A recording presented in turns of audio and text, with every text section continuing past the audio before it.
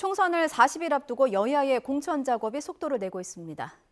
네, 오늘 민주당은 추미애 전 법무부 장관을 경기 하남갑에 전략 공천하는 등 공천 결과를 발표했고요. 국민의힘은 오후에 수도권 등 16곳에 대한 경선 결과를 발표할 예정입니다. 네, 여야의 공천 상황과 함께 오늘 105주년 3.1절 기념식, 윤 대통령의 기념사 내용까지 정리해 보겠습니다. 최수영 시사평론가, 조기환 변호사 두 분 나오셨습니다. 네, 어서 오십시오. 네. 자, 저희 오늘 105주년 3.1절을 맞았습니다. 일단 대통령의 기념사부터 살펴보고 가도록 하죠. 취임 이후 두 번째 윤석열 대통령의 기념사가 있었는데 12분 동안 자유라는 단어가 17번 나왔다고 하더라고요. 일단 두 분의 평가를 좀 들어보겠습니다. 먼저 평론가님부터. 네, 사실 윤석열 대통령이 그 자유에 대한 그런 어떤 메시지는 지금 취임사에서도 23차례 정도 언급됐을 정도로 굉장히 좀 강한 톤으로 늘 얘기하는 국정 기조이기도 하고 본인 아마 신념 철학이기도 한 것 같습니다. 근데 저는 오늘 좀 눈에 띈 게 3.1절 원래 그렇습니다. 대통령의 메시지는 3.1절과 8.15 광복절이 가장 이제 큰 메시지라서 1년에 두 번 이 메시지 작성에 굉장히 공을 들입니다. 저도 청와대에 근무를 하는 기간에도 저도 굉장히 이런 부분에 많은 저도 참여를 한번 해봤었는데, 근데 저는 여기 보면서 느낀 게 이제 우리 역사가 누구에게도 독점되어서는 안 된다. 그러니까 이게 역사가 진보라든가 보수의 이렇게 양갈래로 해가지고 극단적으로 해석하는 건 안 되고 무장투쟁의 역사도 독립운동의 역사지만 그 자유를 향한 여정 자체가 그게 독립운동이었다 얘기하면서 당시에 이른바 외교적인 그런 독립운동 한 것도 우리가 함께 쳐줘야 한다. 최근에 건국을 두고 이제 우리 이승만 전 대통령의 그런 역사적인 조망이 다시 이루어지고 있는데 그런 데 대해서는 그런 데 대한 애둘러 얘기한 것이 아닌가 싶고요. 어쨌든 대통령께서 이렇게 관심을 표명했던 자유에 대한 여정과 그다음에 역사에 대한 재해석 이런 부분들이 조금 좀 그동안의 기조와는 좀 색다른 것으로 저한테 좀 다가왔습니다. 그러셨군요. 변호사님께서는 어떻게 보셨어요? 2023년도의 3.1절 기념사에 대한 여러 가지 우려가 있었죠. 혹시 식민지 근대화론의 어떤 잘못된 역사인식이 대통령의 인식에 있는 게 아니냐 우려가 제기됐었거든요. 올해 이제 그러한 정도의 내용은 아니지만 여전히 일본과의 협력 관계를 중심에 놓고 역사에 대한 인식도 그 틀에서 다시 재해석하고 있는 게 아니냐는 우려가 있습니다. 그러니까 예를 들면 자유를 강조하는 건 맞는데 실제 3.1 운동의 뿌리를 자유주의로 이렇게 규정하는 해석 자체가 맞는 것인지 문제 제기할 수도 있겠고요. 통일에 대해서 얘기하면서 북한 정권의 폭정과 인권 유린을 얘기하셨는데요. 일면 이제 그런 부분에 대한 비판을 할 수 있는데 3.1 운동 기념사에서는 대개 이제 통합과 통일을 위한 노력을 위해서 북한과의 대화 협력이라든가 여러 가지 얘기를 할 수 있죠. 그런데 이제 이렇게 북한이 이미 적대적 입장을 표명한 것은 다 알고는 있지만 그렇다고 해서 강대강 대치의 입장을 굳이 낼 필요가 있었느냐라는 한 측면이 있고 특히 최근에 일본은 북한과의 물밑 외교적 접촉을 하면서 실제 수교까지 가기 위한 어떤 외교 행보를 하는 게 아니냐라는 분석도 나오고 있습니다. 그러니까 이 한반도를 중심으로 벌어지고 있는 여러 가지 외교적 상황이라든가 국제정세의 변화에 대해서 대통령이 좀 정확하게 인식하고 있는 것인가. 한일 관계 개선이란 중요한 목표는 충분히 이해를 하겠습니다만 일본의 입장이 과연 대통령의 선의를 제대로 받아들이느냐. 결론적으로 최근에 어떤 상황만 딱 보면 최근에 다케시마의 날 계기로 해서 일본 정치인들과 언론이 독도는 일본 고유의 영토라는 총공세에 나서고 있습니다.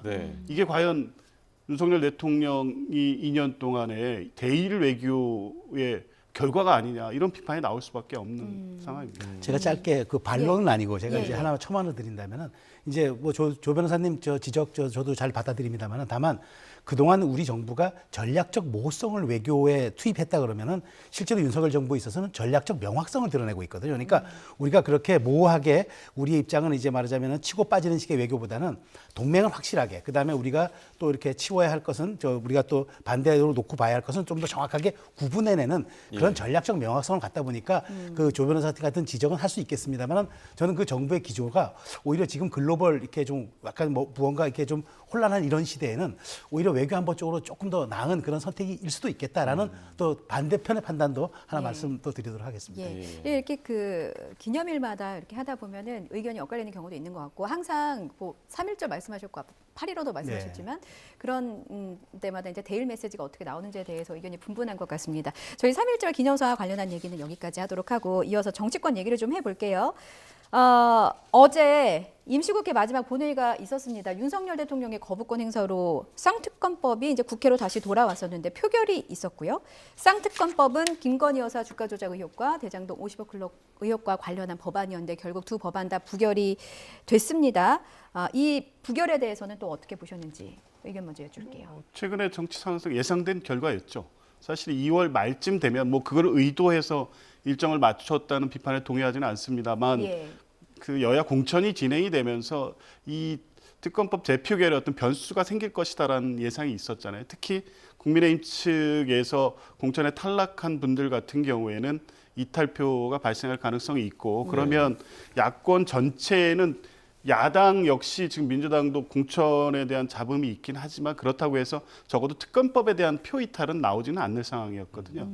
이제 그런 상황에서 보면 국민의힘이 사실 현역 의원이 대부분 그대로 공천되고 있고 공천 잡음이 없기 때문에 그 결과가 그대로 나올 것이라고 예측이 됐고 예측대로 결과가 나왔는데 어찌됐든 중요한 건 특검법 자체에 대한 국민의 찬성 여론 그리고 거부권을 행사한 윤석열 대통령에 대한 비판 여론이 60%를 넣었습니다. 이제 그런 측면에서 보면 국민의힘 내에서도 이 부분에 대해서는 대통령이 좀 잘못된 판단을 하고 있다는 뭐 생각을 갖고 계신 분들이 있는데 역시 총선과 공천이라는 어떤 현실적 상황이 그대로 반영된 결과라고 봅니다. 예. 그러니까 저는 뭐 이걸 보면서 그 거의 예상대로 그러니까 거의 이탈표가 없었고 다만 이탈이라기보다는 이제 불참했던 의원들이 좀 있었던 거는 이제 아마 이제 그 여러 가지 공천 상황에 따른 그런 이제 본인들의 좀 약간 불편한 속내를 드러낸 것이 아닌가 싶었고요. 저는 여기서 이제 높게 보는 것 하나는 이제 제가 주위에서 보는 것 하나는 이제 김건희 여사의 특검법이라는 이제 불확실성이 사라졌다. 네. 실질적으로 이제 이거는 선 이슈로 다 반영됐다고 이제 봐야 합니다. 이게 남은 총선에서 어떤 영향을 끼칠 거냐?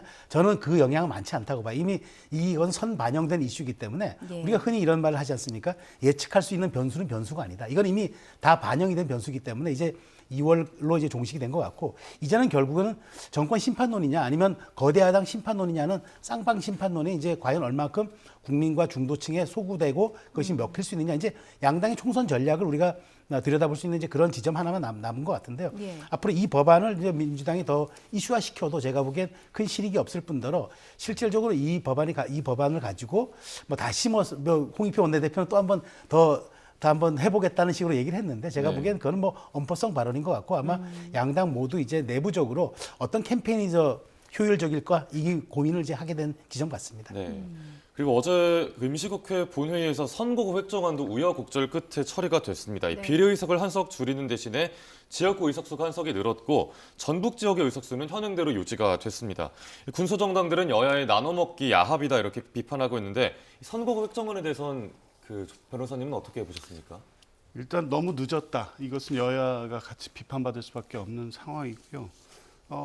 외부적으로는 나눠먹기 식으로 비춰질 수 있습니다만 실제 내부에서는 각 당이 유리한 측면을 주장하는 것도 있지만 실제 인구 비례 대비 수도권과 지방을 적절하게 조율하는 이 최상의 안을 만들어내야 하는 과제는 있는 겁니다. 그게 뭐 전북에서 어디를 늘리냐, 부산에서 줄이냐 이렇게 각 당이 유리한 주장을 하는 것은 맞습니다만 어찌됐든 그런 측면에서 보면 결과적으로는 뭐 전북이 유지되고 서울이 감소하고 인천이 증가되고 경기가 증가돼서 이게 특정 정당에 유불리한 결과로 나오지도 않은 겁니다, 사실은.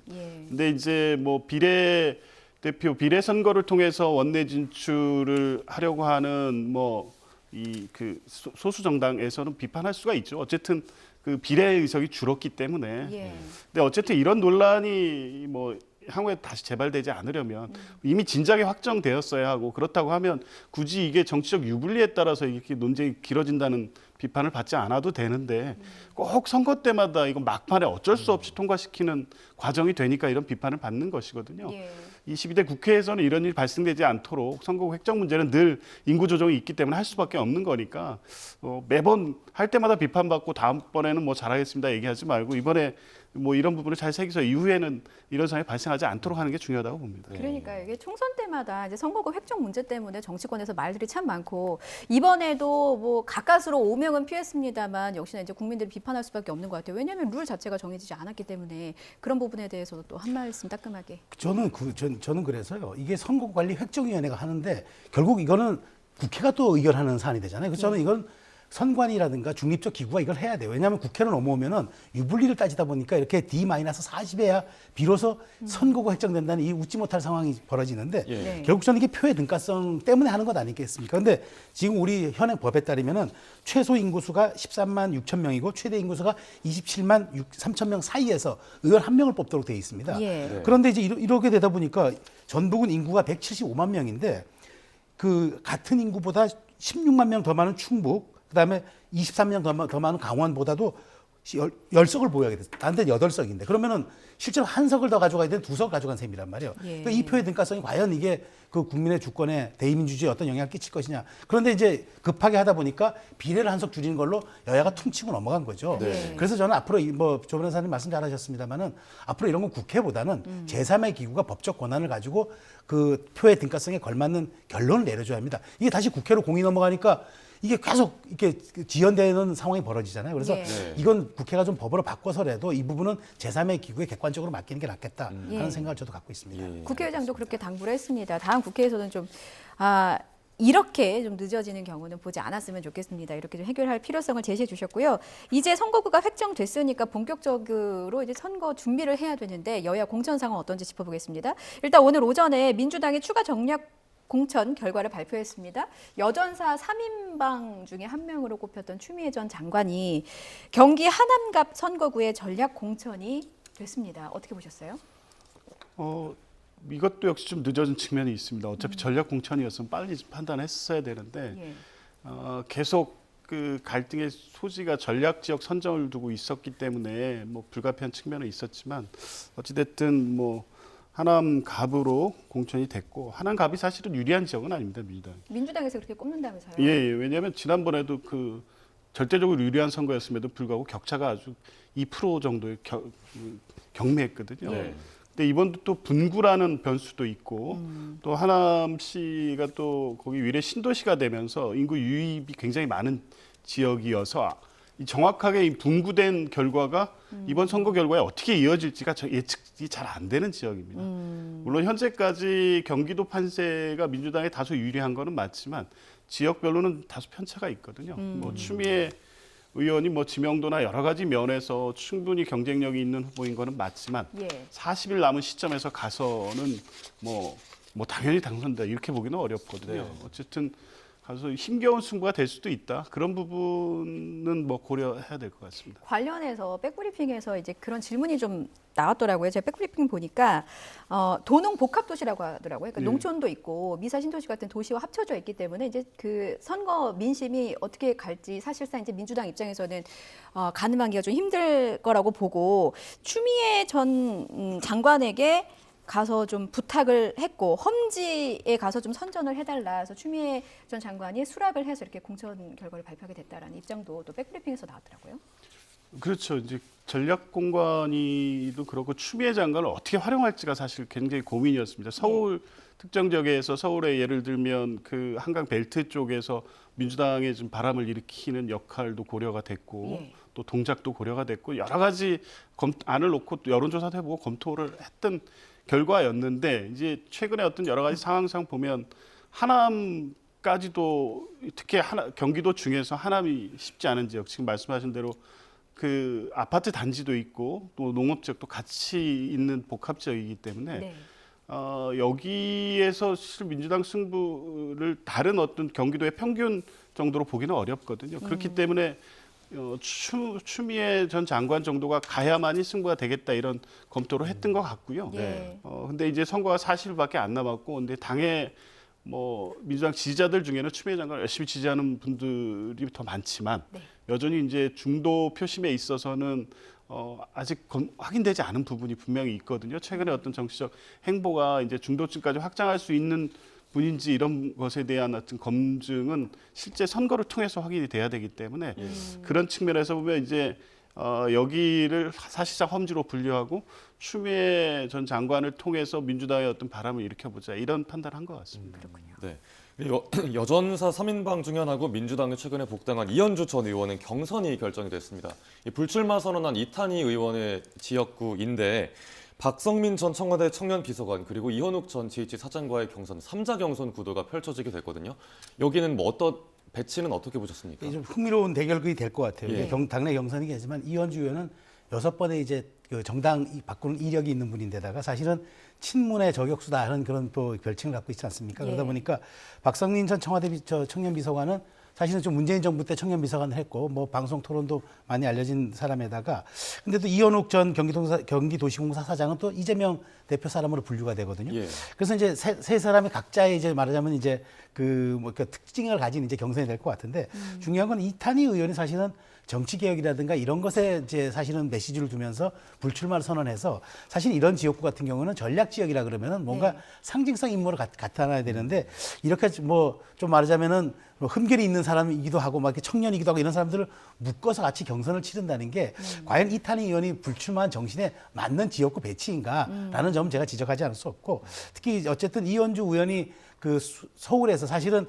수도권에서 한다 그러는 건 명분이 없죠. 왜냐하면 본인이 광명의 지역구를 두고 거기 가든가 아니면은 원래 부산에 출마했다면 부산으로 가든가 해야 되는데 그나마 조금 나은 지역, 그다음에 좀 당선 가능성이 있고 공천 가능성이 있는 지역을 선정하다 보니까 아마 용인정으로 간 것 같은데 저는 이탄희 의원의 불출마 정신에 별로 그렇게 썩 부합하지 않는 그런 경선 배치다 이렇게 저는 말씀드리고 싶네요. 그렇군요. 여전사 3인방 중에 남은 한 명은 전현희 전 권익위원장이었는데 서울 중성동갑에 공천이 됐었잖아요. 근데 이 지역은 사실 임종석 전 비서실장이 노리던 자리이기도 했는데 공천 배제가 됐습니다. 임 전 실장의 경우는 탈당은 하지 않겠다고 밝혔습니다만 이게 그 공관위도 결정을 번복하기는 쉽지 않다라는 입장을 밝혔어요. 이게 좀 계파 갈등의 어떤 불씨가 될 수 있을지 어떻게 전망하십니까? 네, 일단 결정이 번복되기는 어려울 것 같고요. 그 이후에 이제 임종석 실장이 향후 행보에 대한 입장을 밝히겠죠. 예. 근데 탈당을 하지 않겠다는 거는 뭐 분명해 보이고 당장의 어떤 뭐 당내 어떤 세력을 모아서 이재명 대표를 견제하거나 이런 행보로 이어질 것 같지는 않습니다. 총선 이후를 보겠죠. 어찌됐든 뭐 총선 전국에서는 어떤 그 예를 들면 과거에 공천 탈락하신 분들이 유세단 만들어서 민주당의 승리를 위해서 또 헌신하는 모습을 보이는 방식이 있고 예. 아예 선거 자체에서 빠져버리는 경우도 있을 수 있고 이제 어떤 선택하실지는 모르겠습니다만 그 이후 이제 총선 이후에 총선 결과에 따라서 예. 민주당은 물론이고 전국 자체에 상당한 어떤 변화가 생길 것은 분명하고요. 그 이후에 이제 당에서 어찌됐든 지금의 공천 상황에 대해서 비판하는 여러분들 공천 탈락하신 분들이 계시기 때문에 예. 예. 이분들과 같이 민주당에서 장기적으로 어떻게 이 당을 바꿔 나갈지 이런 부분을 아마 장기적으로 보고 차분하게 모색할 것으로 봅니다. 예. 네, 그리고 홍영표, 기동민, 안민석 세 의원의 현역 컷오프가 확정이 됐습니다. 세 의원의 지역구가 전력 선거구로 지정이 됐는데 홍영표 의원 4선, 기동민 의원 재선, 그리고 안민석 의원 5선입니다. 이런 중진 현역 세 사람의 컷오프로 좀 민주당 내 파장이 커질 것 같은데 평론가님 어떻게 보셨습니까? 그 지금 민주당의 공천을 보면 삼무 공천이라고 그래요. 예. 그러니까 무원칙, 그다음에 무전략, 그다음에 무목표. 그러니까 지금 이렇게 보면은 홍영표 의원 같은 경우에는 그 지역에서 부평을 해서만 노동운동하면서 사선을 했던 분인데 경쟁력이 없다, 하위 10%다. 이거 누가 인정하겠습니까? 그다음에 기동민 의원은 지난번 뭐 물론 금품수수 그 논란이 있었습니다만은 예. 근데 같은 혐의에 있는 이수진 의원은 경선됐어요. 근데 이분은 컷오프를 시켰어요. 네. 이게 원칙이 있습니까? 그다음에 안민석 의원 같은 경우에는 저 친명으로 분류하기에도 또 비명으로 분류하기도 애매한 지점이 있었는데 여러 가지 좀 이거 논란이 있었던 의원이다 보니까 아마 이런 우리 중진 의원도 우리는 배척한다는 그 상징성 때문에 한 것 같은데 과연 지역 경쟁력을 놓고 보면 이게 맞는 것인지 또 의문이 제기돼서 그래서 이런 삼무 공천이라는 얘기가 나오는 것 같은데 예. 저는 어쨌든 특히나 이제 홍영표 의원 같은 경우는 실질적으로 친문의 리더이기 때문에 친문 진영의 리더이기 때문에 앞으로 홍영표 의원의 컷오프 문제에 대해서는 상당 부분 저는 후폭풍이 많을 거라고 봅니다. 특히나 이제 이건 임종석 전 실장의 문제와 맞물려 가지고 뇌관이 아니라 실제로 이거는 지금 터지고 있는 과정이기 때문에 네. 저는 이제 홍영표 의원이 어떤 입장을 표명하느냐에 따라서 추후 이제 남은 노영민 그다음에 이제 윤영찬 의원 예. 이 부분과 맞물린다 그러면은 앞으로 이 홍영표 의원의 컷오프는 사실상 정말 그러니까 비명의 축출, 그다음에 친명 정당의 완성이라는 그런 어떤 하나의 상징적인 사건이 될 것 같아서 저는 굉장히 좀 주목되는 부분의 하나라고 봅니다. 네. 홍영표 의원이 굉장히 강하게 비판을 했거든요. 근데 사실 경쟁만 할 수 있게 해달라라고 했는데 이제 그 부분도 받아들여지지 않았다라는 이제 후일담이 전해지고 있습니다. 지금 홍영표 의원의 발언이 그래픽으로 나가고 있습니다만 새로운 정치를 고민하는 분들과 뜻을 세우겠다. 다음 주에 공식 입장을 내겠다라는 입장을 밝혔는데 그러면 이건 탈당을 시사하는 것인가? 탈당으로 이어진다면 그 다음엔 어디로 갈 것인가? 이제 이낙연 대표가 이끄는 새로운 미래에 합류할 가능성이 점쳐지고 있더라고요. 저는 이렇게 봅니다. 예. 이제 지금 그렇다고 해서 이제 그 지역마다 작가의 편차가 있기 때문에 예. 호남을 지역구로 둔 분들은 새로운 미래로 갈 수 있는 가능성이 높지만 수도권을 지역으로 둔 분들은 오히려 저는 무소속을 통해서 그다음에 그 이른바 연대, 그러니까 우리 과거에 그 총선에서 봤던 친박 무소속 연대라는 게 있었거든요. 예. 구심점은 당에 남고 나머지 사람들은 무소속 연대를 결성함으로써 실질적인 정당의 그런 역할을 하는 그 모습을 통해서 다시 원내로 진입한 다음에 복당을 해서 당의 주류가 되겠다. 예. 저는 아마 그 전략을 쓸 수 있을 것 같다는 생각이 들어서 홍영표 의원의 저 다음 주 공식 입장이 아마 이런 제 얼개를 가진 정도의 예. 전략적인 판단을 통해서 무소속 아마 이른바 친문 무소속이었는데 굳이 표현을 한다면은 예. 그런 네. 쪽을 한번 고민하지 않을까 그런 생각이 듭니다. 그렇군요. 네. 예. 이번엔 국민의힘 경선 결과도 한번 살펴보겠습니다. 네. 이번에 국민의힘 경선 결과에서 뭐 친윤 중진들의 본선 안착이 눈에 띈다 이런 평가가 나오는데 현역들의 강세가 이어지고 있습니다. 국민의힘 공천 상황 어떻게 보셨습니까? 좀 전에 평론가님이 민주당의 산무 공천을 얘기했는데 네. 거기도 없는 게 많죠. 소음은 없긴 한데 예. 뭐 탈락도 없고 새로움도 없고 미래도 없고 이런 공천이라고 봅니다. 그러니까 결과적으로 현역들이 대부분 생활하는데 이게 어제 있었던 특검법 재표결에도 직접 관련성이 있다고 보고요. 안정적으로 관리하는 것이 아마 총선 승리에 더 유리하다고 판단한 것 같은데 네. 결국에 이제 공천 국면이 끝나면 그 과정을 통해서 어떤 분들이 지금 국민의 선택을 받느냐에 이제 드러나게 됩니다. 결국에 이제 현역들 대부분이 살아 돌아왔습니다. 그분들이 어떤 분인가요? 그러니까 굳이 이 대통령실에서 대통령실 출신의 핵심 인사들 다 내려꽂게 하지 않더라도 그분들 당의 어떤 중요한 국면, 이준석 대표를 축출하거나 또 나경원 그 대표 후보를 주저앉히는 데 있어서 연판장 돌리면서 대통령 뜻을 관철했던 분들이 그대로 다시 22대 국회로 넘어오는 결과거든요.